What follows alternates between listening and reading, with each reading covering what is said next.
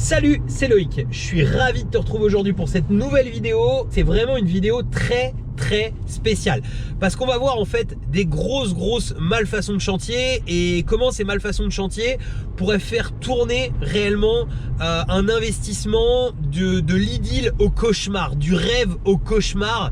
Je pense même que c'est peut-être le titre qu'on donnera à cette vidéo. En fait, je vais te refaire l'histoire en quelques secondes. On va aller voir Landry là en fait. Je t'emmène avec moi, on va aller le voir. En fait, ce qui s'est passé, c'est que il a posé un message sur le groupe Facebook. Tu vois, il m'a même pas contacté moi directement en fin de semaine dernière, donc il y a 3 jours. Il a posté sur mon groupe Facebook réservé aux investisseurs qui font partie de mes programmes. Il a posé un message et il a expliqué qu'il avait des problématiques de chantier. Moi, quand j'ai vu ça, j'ai dit de me contacter en MP et on a échangé vite fait hier, mais j'avais pas beaucoup de temps pendant le week-end.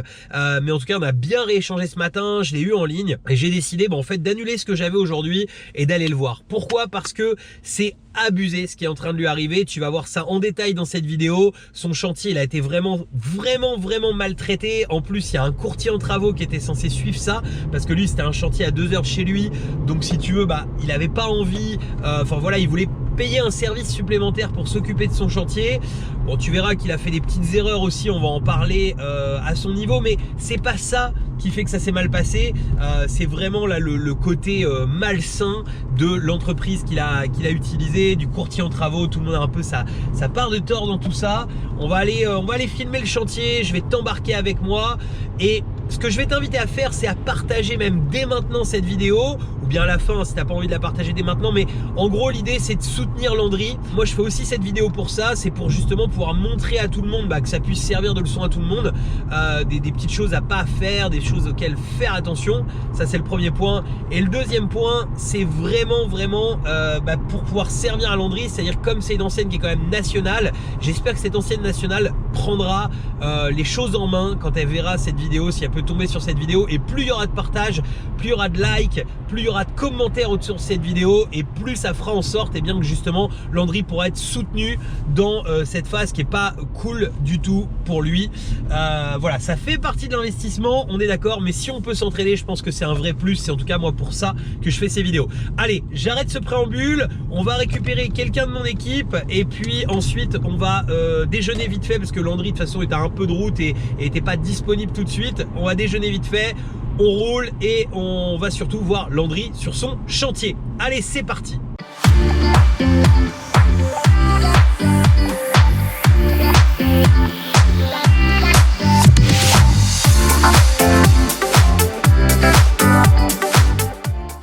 On vient d'arriver sur le parking d'un de mes magasins, on va récupérer un membre de mon équipe et puis on est parti. Allez, on est parti.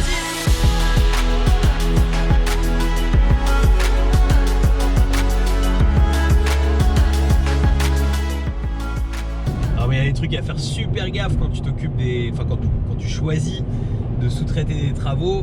Et tiens, on va en parler un petit peu sur la route là du coup. La première chose vraiment à faire attention si tu sous-traites des travaux, c'est à la santé financière de l'entreprise que tu emploies. Parce que si une boîte met la clé sous la porte pendant ton chantier, tu vas être vraiment emmerdé.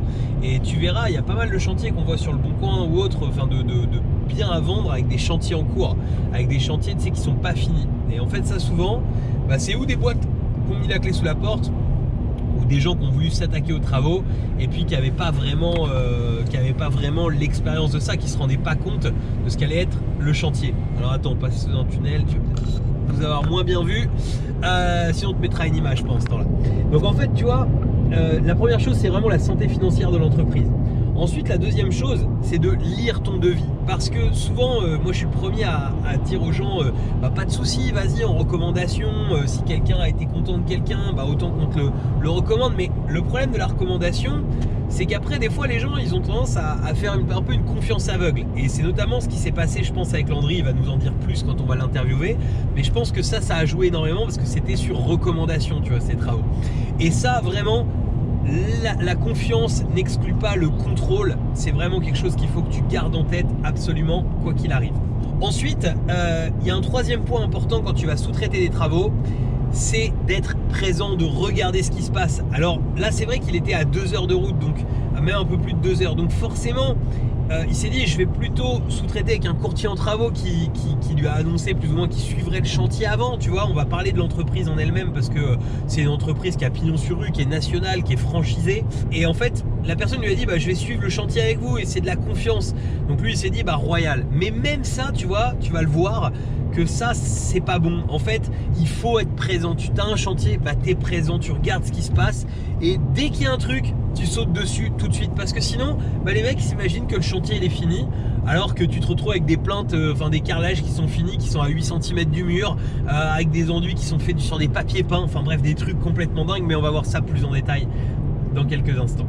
Et du coup, tu conseilles quoi pour le paiement? Et hyper important, merci Fab, t'assures, le paiement, et même c'est le 4e point, le paiement, toujours garder de l'oseille dans tes poches. En fait, quand tu vas donner de l'argent aux artisans, il faut jamais que tu aies payé plus que ce qui a été fait. Alors souvent, on est un petit peu à la retourne tout au démarrage du chantier parce que souvent ils veulent un acompte, mais si on te demande, je sais pas, 40 ou 50% d'acompte, regarde bien ce qu'il faut réellement comme acompte, combien il leur faut pour acheter des matériaux au départ et tout ça. Bien souvent, ils commencent par démolir et 20 ou 30% d'acompte, c'est largement suffisant. Et surtout, au fur et à mesure que tu vas débloquer les fonds, fais attention que tu débloques des fonds qui sont en conséquence. Parce que j'ai vu des tonnes de fois, et moi le premier, ça m'est arrivé, d'avoir des artisans, tu leur fais confiance, tu leur files, je sais pas, 20% du chantier à un moment quand ils sont en train d'avancer. En fait, ces 20%, ils n'en ont pas besoin tout de suite, et tu les vois dégager de ton chantier pendant une semaine ou 15 jours parce que ils ont repris de l'oseille, ils sont allés faire autre chose entre deux, et voilà. Alors quand ils sont en attente d'argent, je peux te dire que finalement, ton chantier, c'est le premier qui va être terminé. Alors attention, je dis pas qu'il faut les faire galérer, mais par contre, garder un peu toujours de l'argent sous le pied. Et là par contre je crois que c'est quelque chose que Landry il a bien appliqué, qu'il a très bien compris dans la partie travaux du programme qu'il a suivi. Il a bien compris ça parce qu'il lui reste pas mal d'oseille dans les poches qui ne sont pas encore payés, et je pense que c'est ça qui risque d'être vraiment le point positif de son dossier. Bref, on fait le point avec lui, on est parti, on continue la route. On va s'arrêter manger quand même, il se fait un peu faim. J'ai faim. T'as faim? Bon nickel, on s'arrête manger et puis après on arrive sur le chantier. Bon, c'est cool, on vient d'arriver chez Landry. On a fait déjà un petit tour, on a pris quelques images, on a pris un petit point sur le chantier. Ouais. Donc, écoute, ce que je me permets de faire, c'est que je vais commencer par te poser quelques questions sur toi, quand même, ton profil. Et puis après, on parlera vraiment de ton investissement et surtout de ce qui m'a amené là, le fait que il y a quelques malfaçons sur ce chantier. Et on va en parler plus en détail. Ça te va? Ça me va. Bon, cool. Donc, c'est connu il y a quoi? Il y a 4 mois, 5 mois? Chose comme ça? En novembre ou en décembre de l'année dernière. Okay. Donc en novembre-décembre, tu as rejoint le programme Business Immobilier et donc tu as décidé d'investir. Et à la base, en fait, pourquoi est-ce que tu souhaites investir dans l'IMO? Comme beaucoup de personnes, travailler 5 jours par semaine pour un patron, se reposer le samedi parce qu'on est fatigué et vivre que le dimanche, c'est pas une vie, un jour par semaine. Donc l'envie d'investir du coup. Envie d'investir. Okay. Parce que même si c'est aussi du travail d'investissement, puisqu'il faut chercher les biens, il faut faire la compta, etc., ça ne prend pas 5 jours par semaine non plus. Non, tout à fait. Puis le plus difficile, c'est comme toujours, c'est de mettre en place au démarrage. On bosse pas mal au moment de mettre en place, mais finalement, une fois que c'est mis en place, c'est un revenu qui est récurrent et on n'a plus qu'à multiplier et faire les choses. Alors, du coup, ça c'est ton premier investissement. Donc, on est dedans. Alors, on a aménagé un petit endroit pour le tournage. Voilà, un petit coin vidéo. On n'a pas la petite plante verte derrière. C'est ça, et on voit que les murs sont encore pas mal en travaux. Donc, du coup, ce chantier, cet appartement-là, tu l'as eu à quel moment? Ça fait combien de temps que tu l'as dans les mains là? Depuis le 28 mars. Depuis le 28 mars, ok. Donc parce que comme la vidéo mettra peut-être une semaine à sortir, là en gros on est le 18 mai si je dis pas de bêtises. Ça c'est un peu le problème par contre de pas rendre des comptes, je sais jamais quelle date on est, ni forcément l'heure qu'il est. Mais c'est tant mieux, je pense à pas trop porter de montre. Donc ce chantier, tu as missionné une entreprise pour faire une grosse partie des travaux et tu as décidé de faire quelques finitions toi-même. Pour des soucis de budget surtout. Ouais, ok. Alors, à la base, donc tu as fait passer l'entreprise, tu as fait une demande donc, pour, on va dire, les 98% des travaux et tu as eu un premier devis qui est sorti à 14 000 €. D'accord, ok. Donc, toi, tu avais fait un choix qui était de prendre un courtier en travaux, c'est ça? Non. Non. En fait, sur un autre groupe d'investisseurs, oui, je te fais des infidélités. J'ai demandé s'il y avait des gens qui connaissaient des bons artisans dans l'Essonne. Et il y en a un qui m'a dit que par son métier, c'est un ergothérapeute, donc qui aménage les maisons pour les personnes âgées et autres, que par donc son métier, sa société passait par la société que j'ai prise. Je ne sais pas si on a le droit de citer des noms. D'accord. Bon, tu peux citer, on est chez nous, hein. On est entre nous. Donc il a pris la société d'Homme et Vie. D'accord. Donc, un peu naïf comme je suis, ne faites jamais la même erreur que moi. Je suis parti du principe que comme lui c'était une société, il a forcément fait des appels d'offres, des contre-devis, machin, et que s'ils ont choisi Dom et Vie de travailler avec eux, c'est que c'était les meilleurs rapports qualité-prix. Donc, mais Dom et Vie, leur métier, c'est quand même d'être courtier. Enfin, J'ai appris ça après, ouais, c'est beaucoup de rapporteurs d'affaires en fait. C'est et ça. surtout que là, celui lequel j'ai passé, c'est pas la société Dom et Vie en elle-même, c'est un franchisé. D'accord. Ok. Alors en fait, donc sur le principe, effectivement, c'était un petit peu pour simplifier les choses. Tu t'es dit, bah quelqu'un me recommande, et je suis le premier d'ailleurs à dire très souvent, si on te recommande quelque chose, il vaut mieux passer par recommandation, parce que si quelqu'un est plutôt satisfait d'un travail, bah, ce sera quand même le meilleur moyen que ça se passe bien pour toi aussi par la suite. Donc tu es passé par une recommandation. La problématique, c'est que finalement, la personne qu'on t'a recommandée, c'était alors peut-être pas un courtier, mais en tout cas un apporteur d'affaires. Oui. Et donc du coup, bah, c'est pas lui qui fait les travaux directement. Donc du coup, la qualité d'un endroit à un autre, c'est pas forcément le même artisan, c'est pas forcément la même personne, c'est pas forcément la même façon de travailler. Sauf que toi, du coup, le chantier est allé relativement vite. Et Il y avait c'était pas non plus un gros il chantier. n'y avait pas un gros chantier. Il y a 69 mètres carrés. Hein. Ici, on mettra quelques images au fur et à mesure. L'idée, c'est de créer une coloc 3 chambres. Voilà. Donc créer une coloc 3 chambres. Mais effectivement, toi, ce que tu t'es dit, c'est que du coup, bah, tu étais plutôt en confiance. Donc tu as laissé les travaux se faire sans forcément surveiller. Ah si, je surveillais. J'étais D'accord. là 2 à 3 jours par semaine. D'accord, ok, d'accord. Ça En marche. plus, par mon métier, je suis habitué à dormir quand il y a du bruit. Il perçait les murs porteurs pendant que je dormais dans la pièce à côté. D'accord. Aucun problème. Ah oui, tu travailles de nuit, toi. Ouais. Ouais. Donc j'ai les bruits des machines, du fax, du téléphone. Donc même quand je me repose au boulot pendant les creux. D'accord. Alors, donc tu surveillais, il y a eu des problématiques qui sont quand même survenues, et en fait, c'est des problématiques surtout de finition, en fait, c'est ça. De finition, au niveau des travaux, certes, mais il y a aussi des gros problèmes sur le devis. Et ça, j'ai pas été vigilant, donc je m'en prends aussi un peu qu'à moi-même. Il y a des choses que j'aurais dû regarder. On va en parler du devis, Ouais. il m'a fait voir juste avant, c'est vrai qu'il y a des choses qui sont particulières. Alors après, c'est totalement, enfin, comment dire, en fait un devis c'est tout à fait légal, c'est-à-dire que quelque part on peut facturer un peu le prix qu'on veut du moment que la personne est prête à payer en face. Par contre, effectivement, tu as laissé passer des choses où c'est quand même pas mal, même si on est en confiance, de faire au moins 3 devis, des choses comme ça.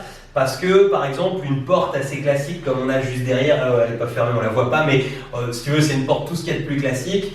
C'était facturé 610 € TTC, la porte plus sa pose. Il faut des fois essayer de pas forcément faire confiance à tout le monde, et on en parlait un peu en préambule. Par exemple, toi tu as fait appel à un courtier, et ce courtier, tu vois, n'a pas négocié de décalage de prêt. Sous, en gros, comment on peut dire, tu m'arrêtes si je dis une bêtise après, mais sous une excuse qu'on était sur une résidence principale, parce que tu avais été chassé en résidence Et même principale. le banquier, quand je lui ai parlé au rendez-vous bancaire que s'il était possible d'avoir un différé, il m'a dit, banquier de la caisse d'épargne, ouais je balance, que sur les résidences principales, il ne le faisait pas. Tout à fait. Alors à l'inverse, j'ai Justin qui, je suis sûr, regardera la vidéo, je sais par cœur, il y a encore quelques mois, il a obtenu un peu plus d'1 an de report à la caisse d'épargne pour une RP. Donc en fait, ce qu'il faut vraiment retenir, c'est qu'il n'y a jamais de règle écrite, mais en tout cas, si un courtier t'obtient pas les conditions que tu demandes au départ, qu'il n'est pas capable de le faire, bah, c'est que tu étais mieux d'aller chasser toi-même quelque part ton prêt. Et voilà. Et quand je disais donc les étapes A, B, C, D, quand je dis par exemple qu'il faut un report de prêt, c'est pas pour rien, parce que ça évite aussi ce genre de situation. Parce que je pense que toi tu voyais ton prêt arriver, donc tu as accepté aussi un petit peu le devis qui se présentait, quoi qu'il arrive, parce que toi il fallait que ça aille vite, parce que rapidement, comme ton prêt était en route, il fallait que rapidement il y ait des locataires en place. J'ai quand même refusé quelques surplus de devis, parce que par exemple quand il m'a fait le plafond, j'en parlais avec l'électricien de mettre des spots, parce que ça faisait quand même plus joli, des plafonniers, des spots encastrés. Tout à fait. On avait compté pour l'intégralité de l'appart, il en fallait 27, il me faisait 1500 € les 27 spots. D'accord, ok. Ok, oui, sachant que de toute façon il fallait passer les câbles à la base et que c'était déjà dans le premier devis de passer les câbles. Ok. On vous mettra aussi 2-3 images à ce moment-là sur justement le fait qu'il y avait déjà l'ancienne propriétaire avait mis des volets roulants et en fait quand ils ont fait les faux plafonds phoniques qui du coup, si tu veux que ce soit phonique, enfin je vais pas rentrer dans toutes les normes placo, mais il faut que tu ailles vraiment jusqu'au bout, parce que si tu laisses des jours, forcément c'est par là que va passer toute la possibilité de son, et tu verras, il y a plein d'endroits où on a mis les doigts, où il y a des jours, etc., où ça a été posé au Du coup, plus je haut. me demande si c'est vraiment utile d'avoir plaqué tout le reste, quoi. Il y a toujours une utilité quand même, parce qu'il y a quand même eu de la laine de verre de mise, il y a quand même eu tout ça, mais c'est sûr qu'on en perd énormément dès l'instant. Voilà. Aujourd'hui, quand tu fais une maison, par exemple norme BBC pour des isolations diverses, logiquement, il faut qu'on puisse mettre la maison sous pression, qu'elle soit étanche. Là, on est très loin, très loin d'une possibilité d'étanchéité. Alors, je dis pas, c'est peut-être extrême l'étanchéité, mais le minimum, c'est d'aller au bout des choses et de pas s'arrêter 3 cm avant le mur du bout, quoi. Effectivement. Mais bon, ça c'est une parenthèse. Pour prendre le positif, alors déjà d'une, n'hésitez pas vraiment c'est à partager cette vidéo parce que je pense que ça peut parler aux gens. Les bonnes leçons à retenir, à moins que tu aies quelque chose à rajouter avant que je te mette les bonnes leçons à retenir pour moi de cette vidéo et de ton cas. Pour moi, les bonnes leçons à retenir, ça concerne les choses à vérifier sur un devis. Voilà, c'est vraiment partie du devis. Parce qu'il y a vraiment beaucoup de choses que maintenant, je ne peux plus me défendre dessus. Par exemple, les 103 mètres carrés, quand je me suis rendu compte qu'il en avait posé 90, j'aurais pu exiger qu'il pose les 13, c'était conforme au devis. Sauf qu'entre-temps, les 13 mètres carrés qui restaient dans la part de planche, je lui avais demandé combien il me les facturait. Pareil, il me les facturait 105 € comme le reste, donc je les ai fait poser au black. Donc maintenant, si un expert passe là et qui compte les mètres carrés, il y en a 113. Oui. Donc déjà là-dessus, je suis bloqué. Mais au moment où j'ai fait poser, je ne savais pas qu'il y en avait 90. Ouais, je comprends. Sinon, j'aurais appelé direct, je fais non gars, tu me les poses. Je les ai payés. Ouais. Donc déjà, et puis sur les devis, encore sur ces placos, il m'a mis 103 mètres carrés de placo. Alors que j'aurais dû demander à ce que ce soit divisé, une ligne pour la pose, une ligne pour le matériel, parce que certains murs, il y a des montants et de la laine de verre, d'autres c'est juste collé. Et puis tu as tout compté au même prix, qu'il y ait de la laine de verre derrière ou pas. Ce qui est important du coup, pour le résumer en quelques mots, c'est vraiment déjà à la base, les devis, n'hésite pas, surtout si c'est ton premier chantier, même si tu es en confiance, même si tout ça, n'hésite pas à faire au moins 3 devis, ça me semble être la base, 3 devis. Ensuite, par corps de métier, si c'est plusieurs corps de métier, après si tu as une entreprise générale comme ici, n'hésite pas à faire 3 devis. Ensuite, n'hésite pas aussi, c'est vraiment à relire tes devis au fur et à mesure, c'est-à-dire quand on fait les choses, tu peux relire les métrés, tu peux relire les choses comme ça, et ça apprend énormément de choses. Puis les mettre, les revérifier, parce que moi les murs, ils les avaient mesurés devant moi, donc j'avais aucune raison de penser de douter qu'il allait rajouter du métrage. Après, des fois, il y a des mètres qui sont comptés, mais c'est vrai que si on a le prix cher et qu'on a les mètres comptés en plus, ça fait beaucoup. Et alors, le prix cher, il est à 20 ou 25 € de plus qu'un plaquiste classique. J'ai fait des recherches internet, un plaquiste classique, matériel inclus, c'est entre 50 et 80 € le mètre carré, là on est à 105. Oui. Son excuse, c'est que c'est pour payer le temps de recherche d'un plaquiste. Et c'est son excuse, ça, pour la surfacturation de tout. Ouais. Après, tu sais, l'un dans l'autre, le prix, c'est-à-dire que c'est à nous de vérifier en amont quel est le prix est libre. Ça, je pourrais pas lui jeter la pierre d'avoir surfacturé les choses. Malheureusement, c'est voilà. Après, même si quand tu bosses régulièrement avec des artisans, après tu connais le prix des choses, mais c'est pour ça que si tu avais fait 3 devis en amont, tu aurais su que ce prix il était plutôt élevé et que c'était abusé. Donc quelque part, tu t'es mis un petit peu en confiance avec quelqu'un qui venait de la part d'eux, et c'est un petit peu l'erreur qu'il y a eu sur ce chantier. Mais ce qui est bien, c'est que tu as appris plein de choses. Oui. Tu m'as sorti plein de choses pendant qu'on a visité ensemble autour du chantier. On voit que tu as énormément évolué. L'un dans l'autre, les choses vont s'arranger. N'hésitez pas donc à partager cette vidéo justement pour qu'un maximum de monde le voit, pour que la société n'hésite pas à bouger, à aller au bout des malfaçons qui ont été faites ici. Et ensuite, quand tu auras un autre chantier à faire, tu auras énormément d'évolution et les choses seront tout à fait différentes. Déjà, je pense que le prochain, je prendrai un appart déjà loué. Comme ça, il n'y a pas de souci, il y a déjà le locataire. D'accord. Alors, ça aussi des problématiques, mais on en parlera si tu veux, avec grand plaisir. Avec grand plaisir. C'est vrai qu'il y a beaucoup, dans le bâtiment, il y a beaucoup de malfaçons qu'on pourrait éviter. Là, je reviens sur cette porte qui avait un impact, qui m'a quand même dit par mail qu'il savait très bien que son équipe avait récupéré une porte abîmée.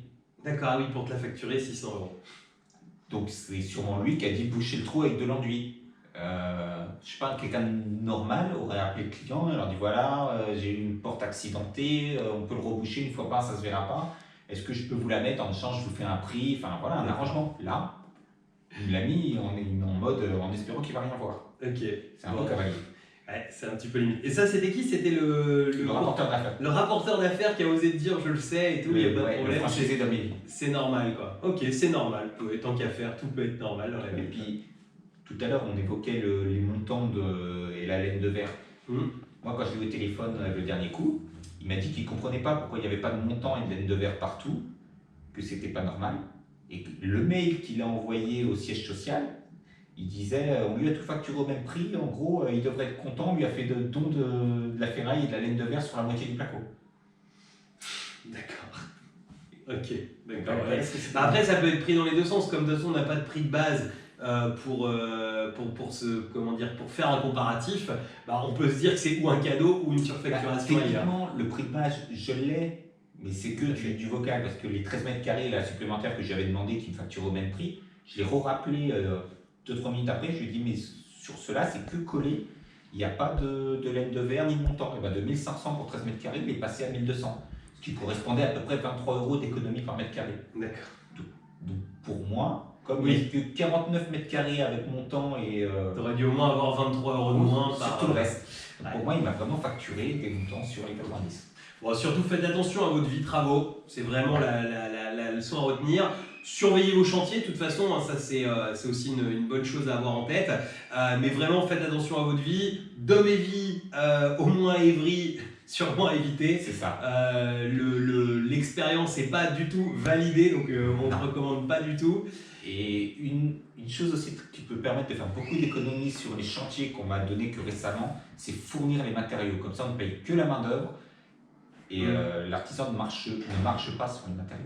Ça peut être tout à fait une bonne solution. Après, ils n'acceptent pas tous, c'est pas toujours facile à négocier, mais quand on a la possibilité, effectivement, moi je fais faire beaucoup de chantiers où je fournis les matériaux et les gens font que la pose. Et ça arrange aussi pas mal d'artisans qui sont micro-entrepreneurs ou autres, qui sont des gens qui bossent parfois très très bien. C'est pas parce que les gens sont micro-entrepreneurs qui sont moins bons. Et qui finalement, ça les arrange parce que de toute façon, ils payent des charges sur les matériaux, donc ils sont obligés de les surfacturer, etc. Alors, je vous en fais une dernière qui va bien vous faire rigoler. On reparlait de cette porte là, 605 € alors qu'elle est achetée hors taxe, 140 € par l'artisan. Je lui ai demandé pourquoi il y avait un tel écart.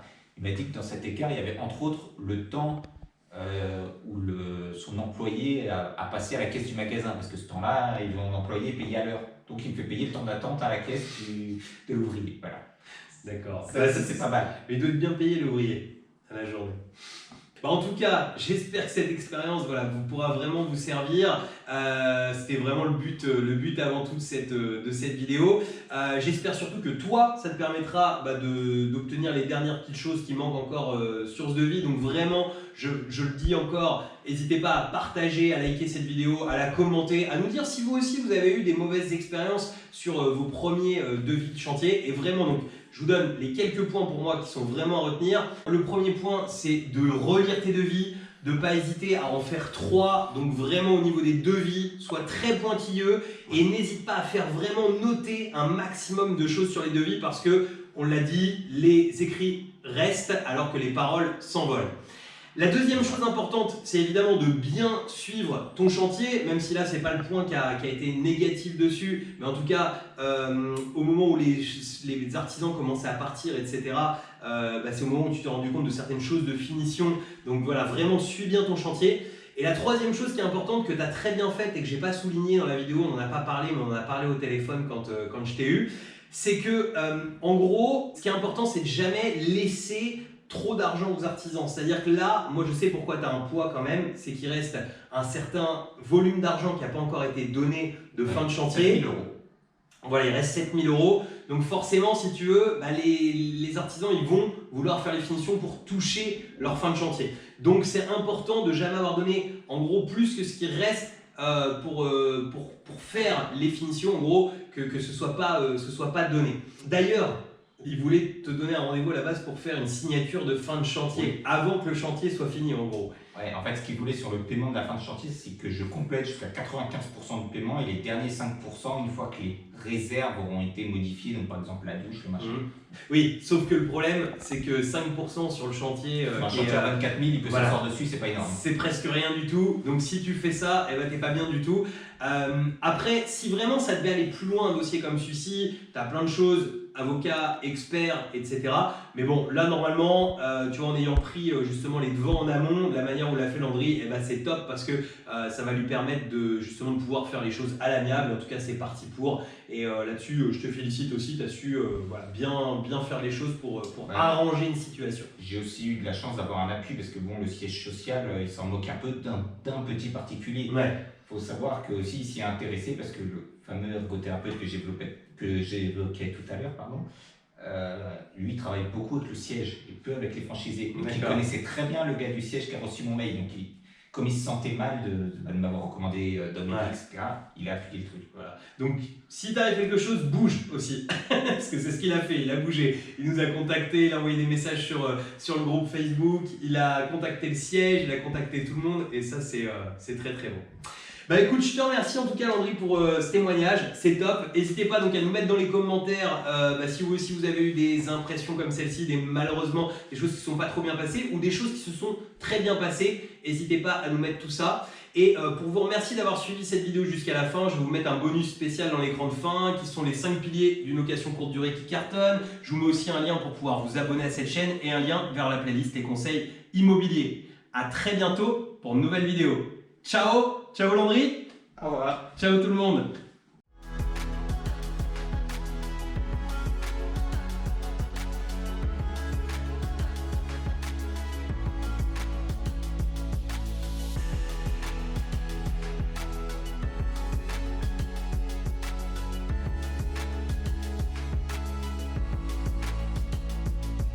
Alors ça j'aime bien aussi, regarde. Hop, t'as le droit au papier qui a été posé directement sur... en fait la bande a été faite sur le papier peint, directement. Donc après, deuxième étape, c'est décoller le papier peint, donc arracher la bande qui vient d'être faite.